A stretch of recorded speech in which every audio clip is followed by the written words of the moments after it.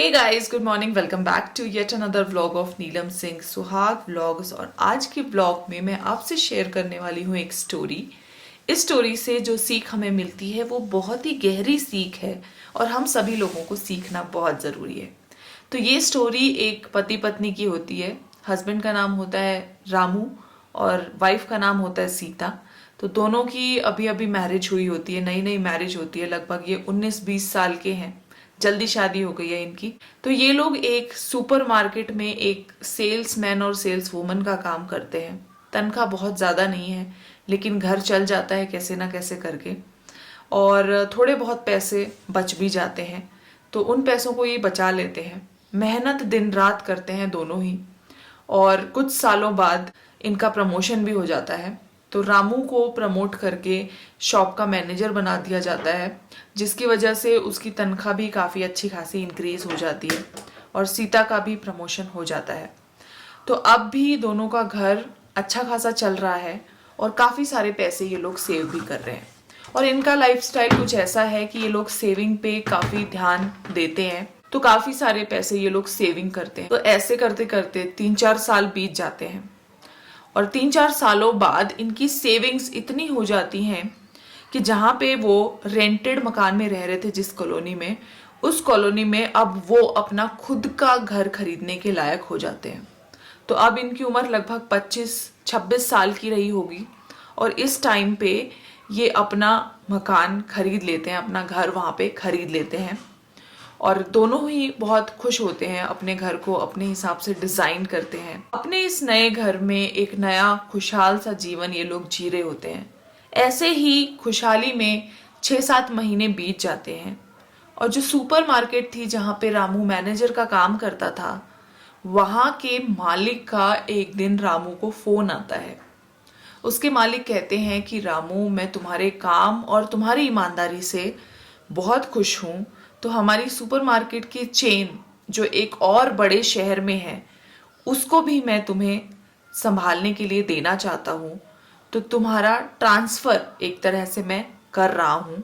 तुम्हें कुछ ही हफ्तों में उस दूसरे बड़े महानगर में शिफ्ट होना होगा और वहाँ जाके हमारी सुपरमार्केट्स की चेन्स को संभालना होगा।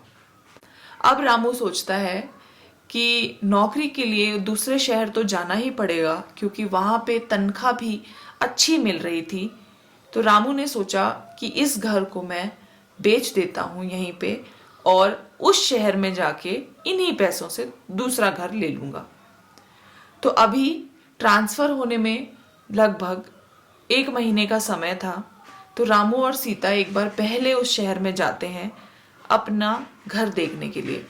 वहाँ पे उन दोनों को एक 4 BHK हाउस पसंद आ जाता है, जो कि एक सोसाइटी में होता है, एक गेटेड सोसाइटी होती है वो।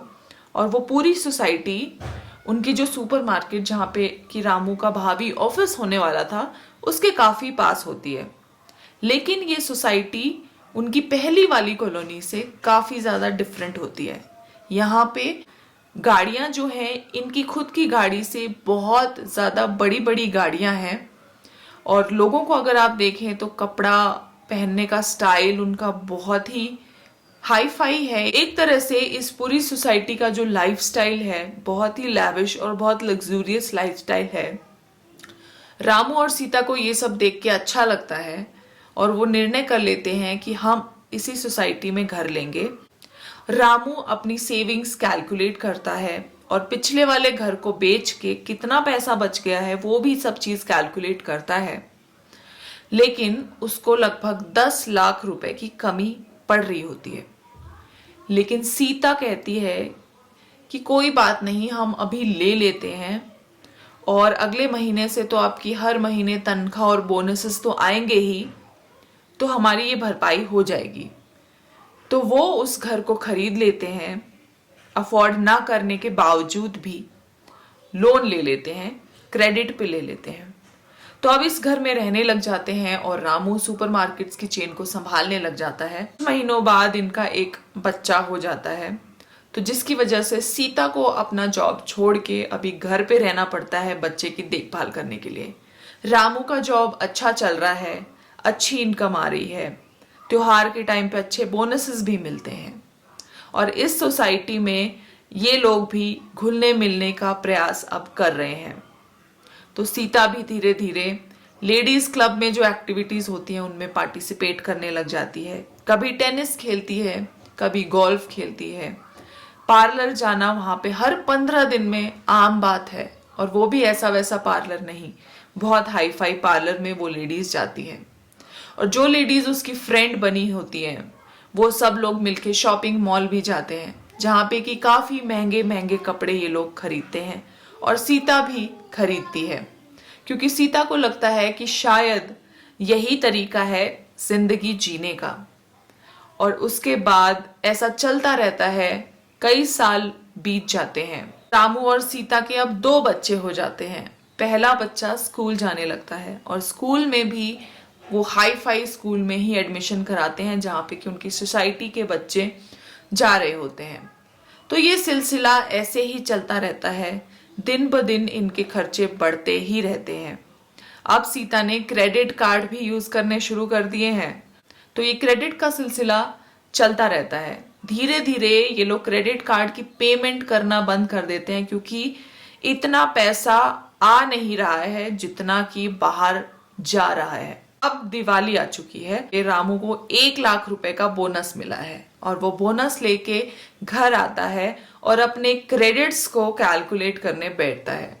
तो सिर्फ क्रेडिट कार्ड्स का ही खर्चा 1 लाख निकल के आता है और वो सारे बोनस का पैसा क्रेडिट कार्ड की पेमेंट करने में ही चला जाता है। रामू सीता को बहुत समझाता है कि हमें अब अपना खर्चा कम करना चाहिए, हम काफी ज्यादा अपनी चादर से पैर पसार रहे हैं। लेकिन सीता कहती है कि मैं तो ऐसे ही रहूंगी, यही रहने का तरीका है, तुम अपनी तनख्वाह क्यों नहीं बढ़ाते, तुम और मेहनत क्यों नहीं करते, तुम और लोगों के हस्बैंड्स की तरह और क्यों नहीं कमाते। तो ये सिलसिला चलता ही रहता है और एक दिन ऐसा आता है जब इनके पास पैसा ही नहीं होता। जितना पैसा हर महीने तनख्वाह में आता है वो सारा 4-5 दिन में क्रेडिट को, यानी कि जो लोन उन्होंने जगह जगह से उठाया हुआ है, उसको भुगतान करने में चला जाता है और घर की जरूरत की चीजें लाने के लिए और क्रेडिट इनको लेना पड़ता है। तो हालत इनको पता है कि बहुत ही ज्यादा बुरी हो चुकी है और तभी उस सोसाइटी में खबर आती है।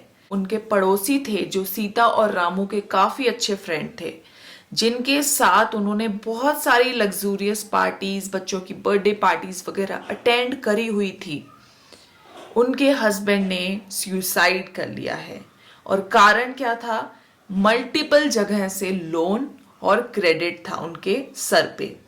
और ये क्रेडिट और लोनर्स जिन्होंने उन्हें लोन दिया था, ये लोग बार बार इनको डिमांड करते थे कि हमारा लोन चुकाओ, और बार बार के इस प्रेशर में आके उन्होंने सुसाइड कर लिया, क्योंकि उन्हें इस लोन को चुकाने का कोई रास्ता नजर नहीं आया।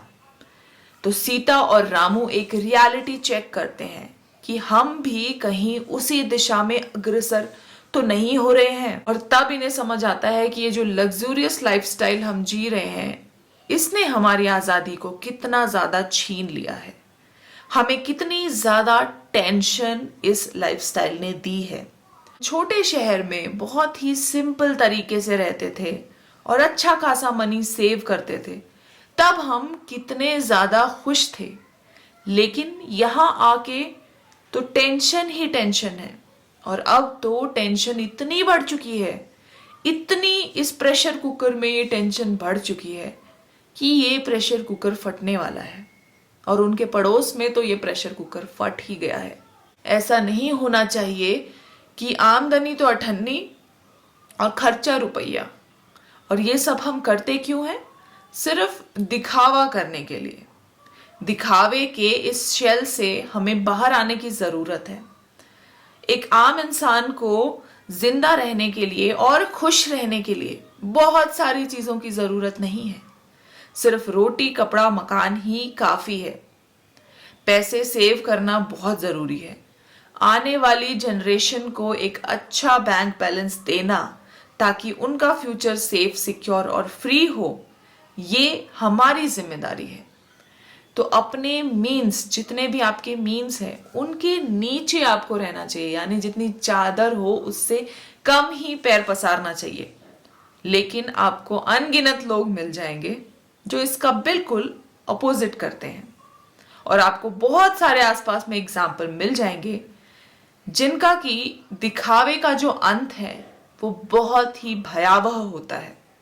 आई एम श्योर कि आपने ऐसे एग्जाम्पल्स देखे होंगे। तो इस कहानी से हमें यही सीख मिलती है कि पैसे बचाना जरूरी है, जो चीजें हम खरीद रहे हैं उनकी वैल्यू समझना जरूरी है, और बच्चों को वैल्यू सिखाना जरूरी है, और आमदनी को बढ़ाना तो जरूरी है, लेकिन अपनी जरूरतों को कंट्रोल में रखना ही बहुत जरूरी है। तो आपको कैसी लगी ये कहानी मुझे कमेंट करके जरूर बताना। एक बढ़िया से ब्लॉग के साथ मैं फिर से मिलूंगी, तब तक के लिए stay happy, stay healthy and stay productive. Bye bye.